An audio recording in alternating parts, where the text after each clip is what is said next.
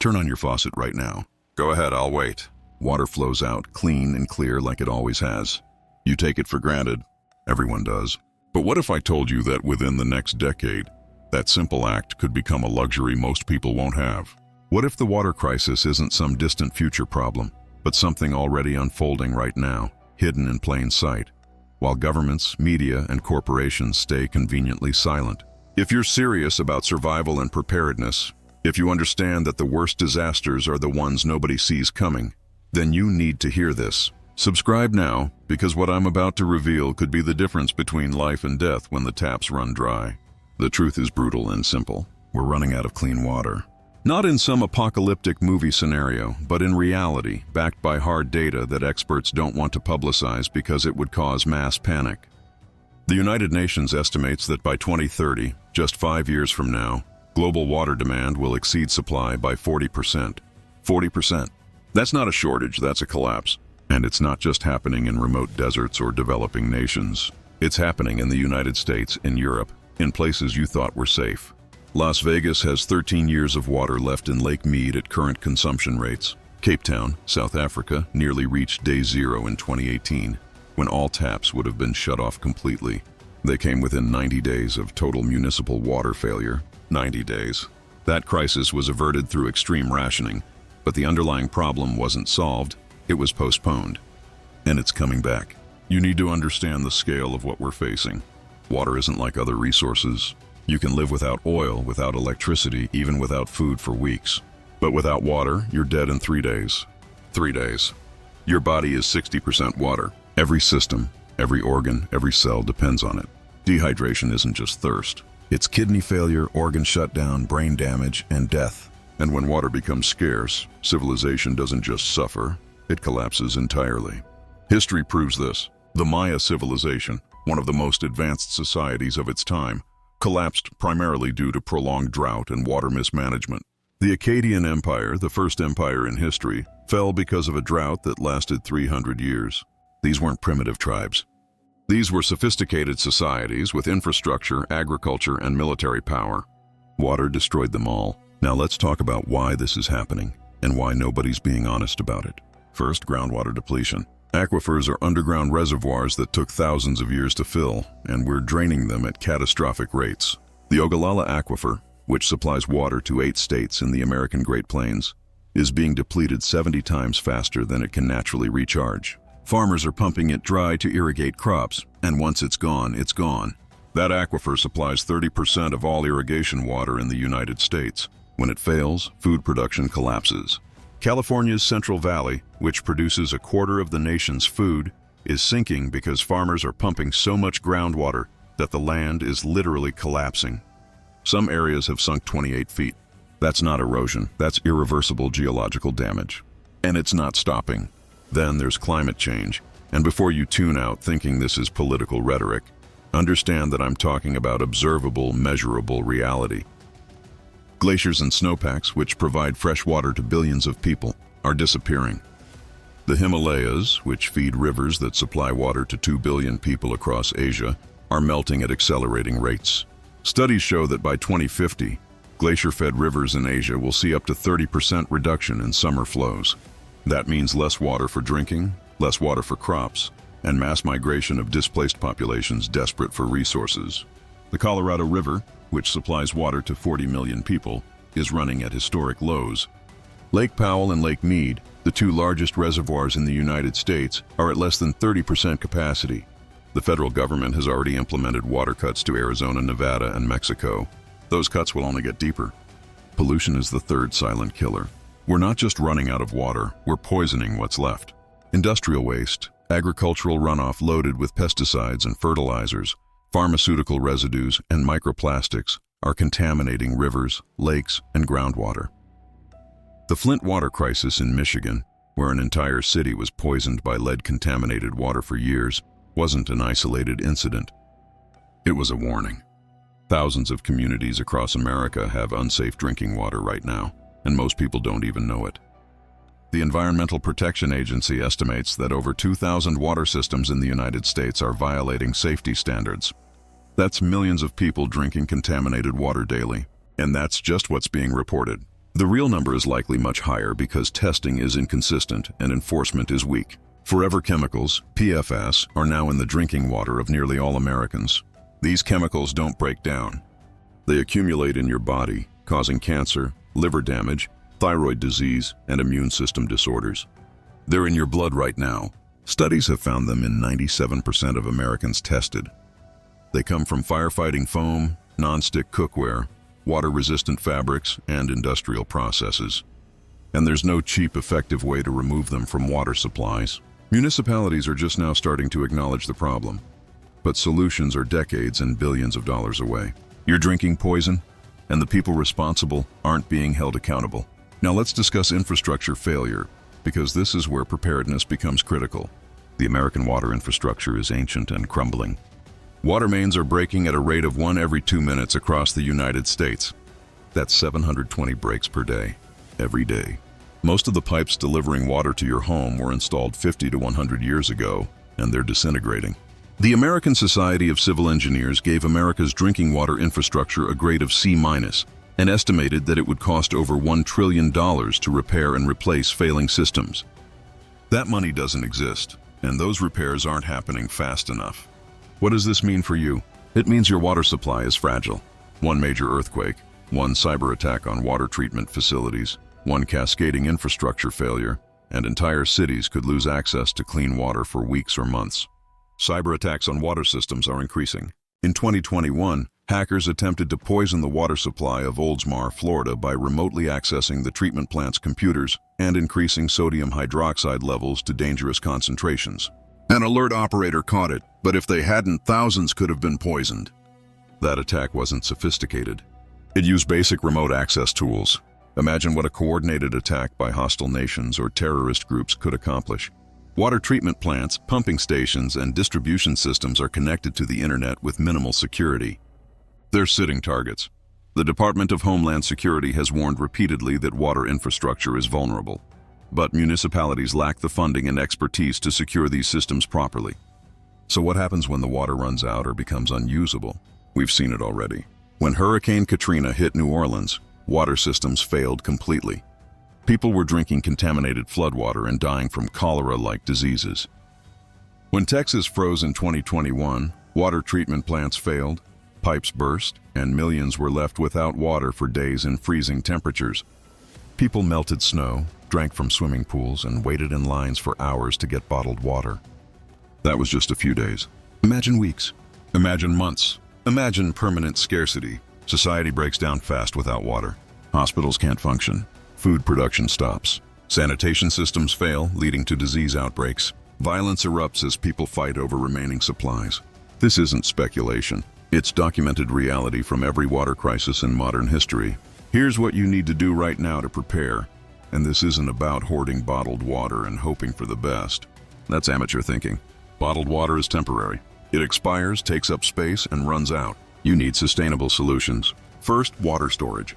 You should have at minimum 1 gallon per person per day for 30 days. That's 30 gallons per person. Store it in food-grade containers, kept in cool, dark places, rotated every 6 months. But don't stop there. Get large water storage tanks. 55-gallon drums, 100-gallon tanks, even larger if you have space. Fill them now while water is still flowing. Treat stored water with water preserver concentrate to extend shelf life up to 5 years. Second, water purification. You need multiple methods because each has strengths and weaknesses. Filters remove sediment, bacteria, and protozoa, but most don't remove viruses or chemicals. Get a high-quality gravity filter system like Berkey or LifeStraw, which can filter thousands of gallons. Carry portable filters for emergencies. Chemical purification using iodine or chlorine tablets works fast and kills most pathogens, but doesn't remove chemical contaminants or heavy metals. Boiling kills all biological threats, but requires fuel and time. Distillation removes almost everything, including chemicals and heavy metals, but is slow and energy intensive. You need all these methods because you can't predict what contaminants you'll face. Third, water sourcing. Identify natural water sources near you. Rivers, lakes, ponds, streams. Know where they are and how to access them safely. Understand that in a prolonged crisis, these sources will become contested. People will fight over them. Have backup sources. Rainwater collection is critical. Install rain barrels connected to your gutters. In a heavy rain, a 1,000-square-foot roof can collect 600 gallons of water from 1 inch of rainfall. That's massive. Make sure your collection system filters debris and is covered to prevent mosquito breeding. Check local laws, because some insane jurisdictions have made rainwater collection illegal, though those laws are rarely enforced in emergencies. Fourth, wells and springs. If you have property, consider drilling a well. It's expensive, often $10,000 or more, but it's a permanent water source independent of municipal systems. Hand pumps can access well water without electricity. Natural springs are gold if you can find them. Springs provide continuous flowing water from underground sources. Test any natural water source regularly for contamination. Don't assume it's safe just because it looks clear. Fifth, greywater and water conservation. Learn to reuse water efficiently. Greywater from washing dishes, laundry, and showers can water gardens if you use biodegradable soaps. Install low-flow fixtures to reduce consumption. Learn waterless hygiene methods. Use antibacterial wipes and hand sanitizer instead of washing. Take Navy showers, get wet, turn off water, soap up, rinse briefly. Every gallon you conserve extends your supply. Sixth, water security. In a true water crisis, your supplies become targets. Don't advertise what you have. Don't tell neighbors, friends, or family outside your immediate circle. Desperate people do desperate things. Store water in multiple locations. Keep some hidden. If looters find one cache, they won't find all of it. Be prepared to defend your water supplies. This isn't paranoia, it's realism. Throughout history, water conflicts have been among the most violent. Protect what keeps you alive. Now let's talk about biological threats in water, because this is where most people die in water crises. Cholera, typhoid, dysentery, hepatitis A, giardia, cryptosporidium. These diseases spread through contaminated water and kill millions globally every year. In a breakdown scenario where sewage systems fail, these diseases explode. You need to know the symptoms and how to treat them. Cholera causes severe diarrhea that can dehydrate you to death within hours. Typhoid causes high fever and intestinal perforation. Dysentery causes bloody diarrhea and is often fatal without treatment. The key is prevention through proper purification and sanitation. Always assume water is contaminated unless you've purified it yourself. Chemical contaminants are equally dangerous. Lead poisoning causes brain damage, especially in children. Arsenic causes cancer and organ failure. Nitrates from agricultural runoff cause blue baby syndrome, suffocating infants. Pesticides are carcinogenic and damage nervous systems. Industrial solvents destroy livers and kidneys. Most survival filters don't remove these.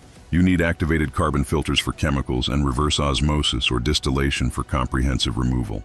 Understand what's in your local water supply. Get water quality reports from your municipality. Test your water independently. Don't trust official assurances. Governments have repeatedly lied about water safety to avoid panic and liability. Economic collapse ties directly to water scarcity. When water becomes scarce, agriculture fails. Food prices skyrocket. Inflation devastates economies. Governments fall. Mass migration begins. We're already seeing this. Syria's civil war was partially triggered by a 5-year drought that destroyed agriculture and displaced millions. The resulting migration crisis destabilized Europe. Yemen's water crisis has made it one of the most water-scarce nations on Earth, contributing to its ongoing collapse. These aren't isolated events. They're previews of what's coming to wealthier nations as water stress intensifies. Water will become the most valuable commodity on Earth. It will be weaponized. Nations will fight wars over rivers and aquifers. Already, Egypt and Ethiopia are in conflict over the Nile. India and Pakistan clash over the Indus. China is building dams on rivers that flow into Southeast Asia, giving them control over downstream nations' water supplies. This is strategic dominance. Control water, control populations. In a collapse, whoever controls water controls survival. Understand this dynamic, because it will determine how conflicts unfold. Let's address urban versus rural survival in a water crisis. Cities are death traps. They're entirely dependent on complex infrastructure to deliver water from distant sources. When that infrastructure fails, tens of millions of people are suddenly without water in concentrated areas. Panic, violence, and disease spread instantly. Emergency services can't cope. Government distribution of water becomes a riot. Evacuating a major city during a water crisis is nearly impossible. Roads jam, fuel runs out, and people die trying to escape. If you live in a city, your survival window is extremely narrow. You must have a bug-out plan to a location with independent water access. You must have that plan executed before crisis hits, because once it starts, it's too late. Rural areas have advantages. Lower population density means less competition for resources. Natural water sources are more accessible. Wells, springs, rainwater collection, and small-scale purification are feasible. But rural areas aren't immune. Aquifer depletion affects rural wells. Droughts destroy rural agriculture. And rural areas will see an influx of desperate refugees from cities, bringing violence and resource strain. Defensibility becomes critical. Remote locations with controlled access and sustainable water sources are ideal, but they require planning, investment, and skills most people don't have. Community matters. Lone wolf survival is a myth. In a prolonged water crisis, you need people you trust. Banding together for security, labor, and resource sharing increases survival odds dramatically. But choose carefully. Desperation reveals character. People who are friendly now may turn on you when their children are dying of thirst. Build relationships with trustworthy, skilled individuals before crisis hits. Establish mutual aid agreements. Practice water sharing and management together. Test your systems under stress. Survival communities that prepare together survive together. Skills are as important as supplies. Learn to identify safe water sources in the wild. Understand topography and hydrology.